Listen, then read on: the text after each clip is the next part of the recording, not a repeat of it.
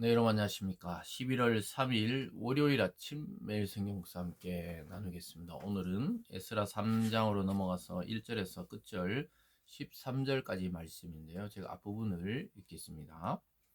이스라엘 자손이 각자의 성읍에 살았더니 일곱째 달에 이르러 일제히 여러 삶에 모인지라.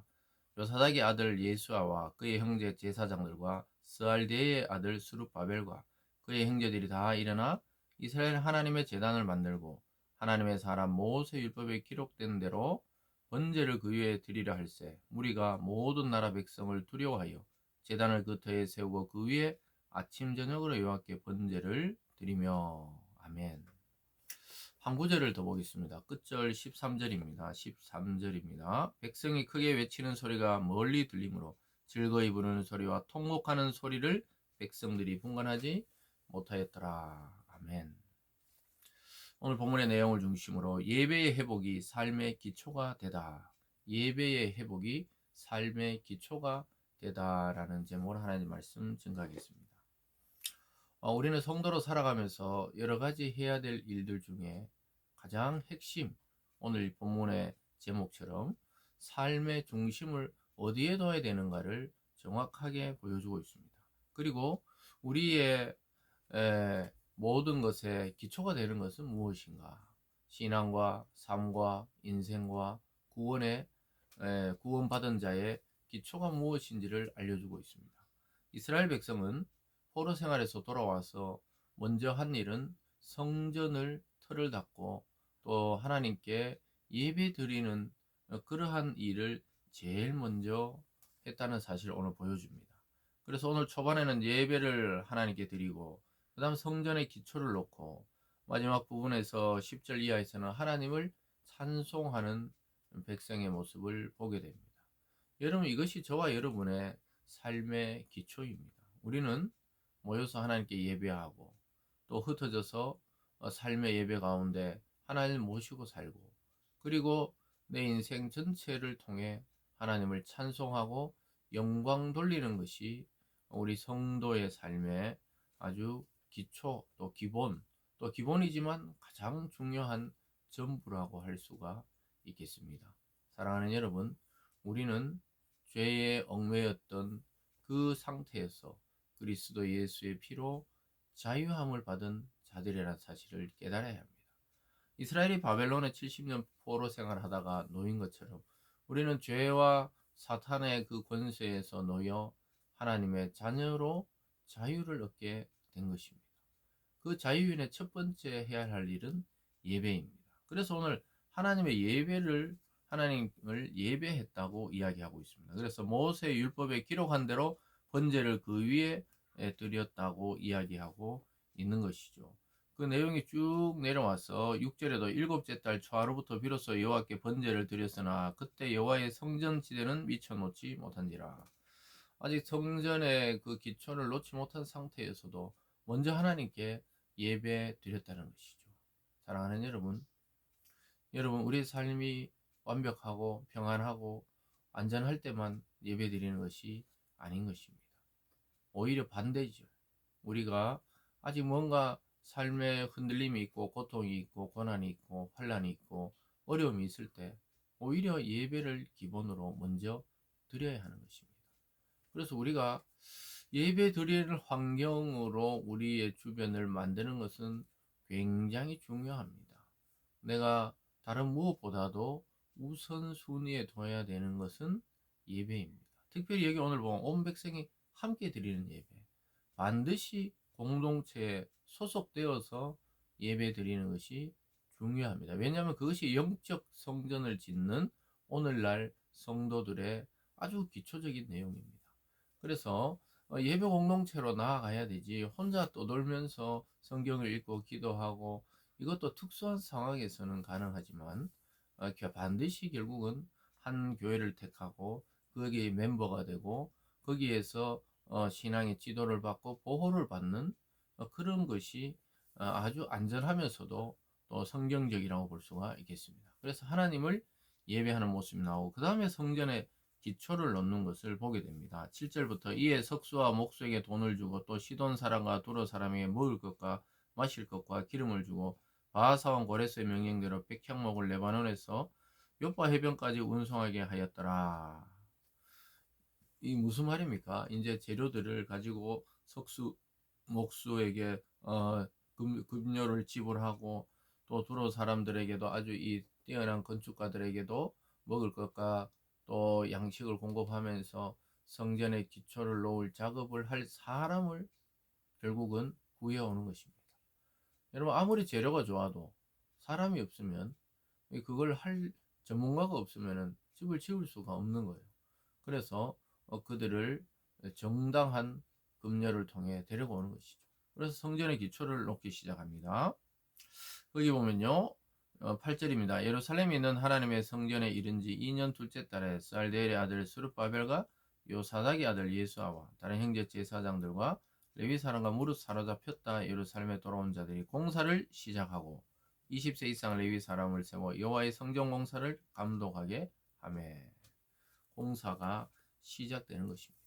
앞에서 성전에 아직 기초가 놓여지지 못할 때 예배를 하나님께 먼저 드리고 그 다음에 성전을 갖추어 나가기 시작했습니다.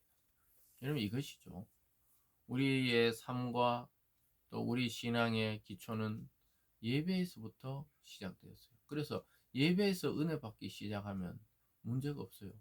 예배 가운데 우리가 묵상 중에 공동체 예배 가운데 찬양을 하며 때로는 대표 기도하는 자의 그 기도 소리가 자기의 마음과 똑같을 때가 있습니다. 그 은혜를 또 받는 거예요. 또 성가대의 찬양 아니면 함께 부르는 찬양 속에 기도 응답이 들어있기도 합니다. 그리고 핵심적인 내용, 이 설교를 통해 하나님이 성령을 통해 우리 마음에 찾아오시고 우리 마음을 해석하고 우리 인생을 해석하고 또 우리의 어려움을 성령께서 아시고 파괴시켜 주시고 때로는 고비를 넘어가게 하시고 때로는 병이 치유되기도 하시고 그런 어떤 경험들이 공동체 예배 가운데 들어있는 것입니다. 그래서 우리는 정규적인 예배나 기도회 가운데 얼마든지 하나님의 기적과 신비를 경험할 수가 있습니다. 특정한 어떤 교회나 기도원을 가지 않더라도 하나님의 그 은혜와 신비와 회복을 정규적인 예배와 말씀 가운데 경험할 수 있고 우리가 아침마다 말씀을 듣는 이 말씀 가운데서도 저와 여러분이 응답을 얻거나 회복을 경험하게 되는 것이죠. 그래서 예배가 굉장히 중요하다고 말할 수 있겠습니다. 어쨌든 예배를 드리고 성전의 기초를 놓고 다 함께 하나님을 찬양합니다. 11절입니다. 찬양으로 하답하며 여호와께 감사하여 이르되 주는 지극히 선하시며 그의 인자하심이 이스라엘에게 영원하시도다 하니 모든 백성이 여호와의 성전 기초가 너희를 보고 여호와를 찬송하며 큰 소리로 즐거이 부르며 이렇게 되어 있습니다. 큰 소리로 온 백성이 찬송하게 됩니다. 예배를 회복하고 성전의 기초를 놓으니까 막 와 하는 함성 소리처럼 하나님을 찬송하고 찬양하는 것이죠. 여러분 이것이 공동체의 어떻게 보면 클라이막스이죠. 클라이막스.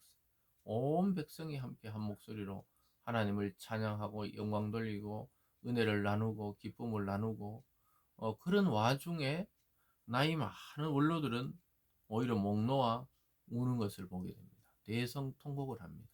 왜냐하면 전에 성전, 과거의 성전의 영광을 알기 때문에 지금 이 모습이 오히려 안타깝게 느껴지는 것이죠. 그리고 그것을 모르던 젊은이들이나 나머지 분들은 막 기뻐가지고 막 즐거이 외치는 소리가 섞였다 이렇게 말합니다. 그러니까 우는 것도 잘못된 것이 아니고 즐거이 소리 부르는 것도 잘못된 것이 아니라는 것이죠. 그러니까 기쁨과 또 옛날 생각하는 어른들은 통곡이 같이 교차하는 날이었다고 기록하고 있습니다. 거기 한번 볼까요?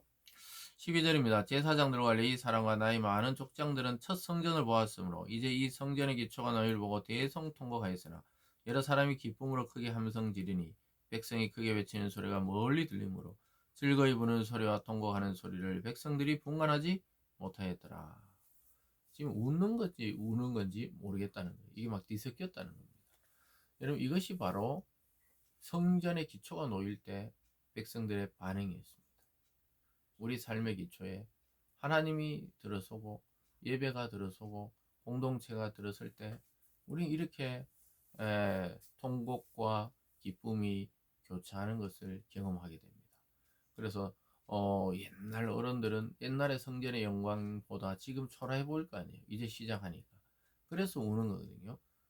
그것을 보면서 이 젊은이들이나 그것을 못 봤던 사람들도 그 울음을 이해해야 되고, 또 울고 있는 이 족장들이나 어른들도 이 젊은이들의 기쁨의 소리, 왜냐하면 포로에서 돌아왔으니 얼마나 기뻐요.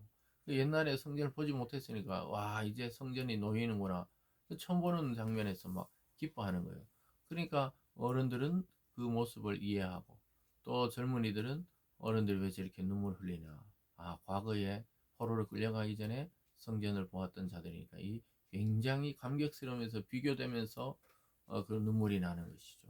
그래서 눈물도 웃음도 서로 이해할 수가 있는 공동체가 되어야 합니다. 지금 그 모습을 이스라엘이 보여주고 있는 것입니다. 사랑하는 여러분, 여러분의 삶의 기초, 또 여러분의 또 회복의 기초는 바로 예배 회복이 있습니다. 그래서 우리가 습관적이고 아주 정규적이고 규칙적인 종교 생활에 의해서 드리는 예배가 아니라, 내가 감격하고 감사하고 정말 구원받은 것이 너무 기뻐서 주일에 예배가 기다려지는 거예요. 수요일도 기다려지고, 뭐 또 기도회도 기다려지고, 또 이 아침 이 말씀도 기다려지는 그런 은혜가 있기를 주님의 이름으로 축복합니다. 기도하겠습니다. 사랑의 하나님 아버지, 감사드립니다.